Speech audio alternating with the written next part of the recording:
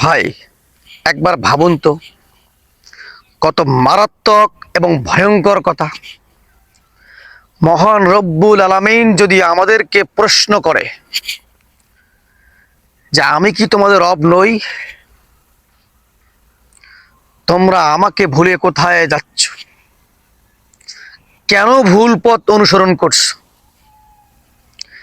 দুনিয়াতে এমন কি আছে যে আমি আল্লাহর চাইতে তোমাদেরকে সেটা বেশি ভালোবাসে? ভাই, কোনো উত্তর আমাদের কাছে নাই। ওই আল্লাহ যদি আবার আমাদেরকে প্রশ্ন করে, হে আমার বান্দা, বলো তো, তুমি সারাদিন যে গোনাগুলো করো, তোমার গোনাগুলো করতে দেরি হয়, আমি আল্লাহর কাছে পৌঁছতে দেরি হয় না।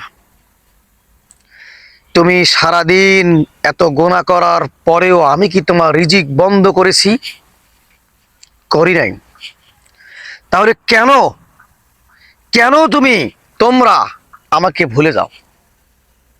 আমি সেই আল্লাহ।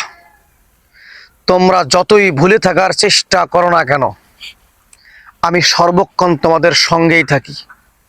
আমার বান্দা ভুল করতে পারে, একটু কিছুক্ষণের জন্য যদি আমাকে স্মরণ হয়, তারা ভুলগুলো সংশোধন করার জন্য আমি আল্লাহর কাছেই ক্ষমা চাইবে।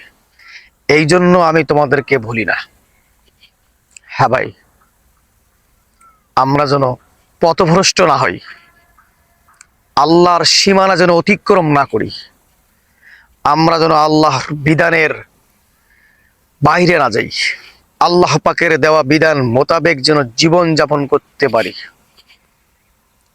জি ভাই, এটাই বাস্তব।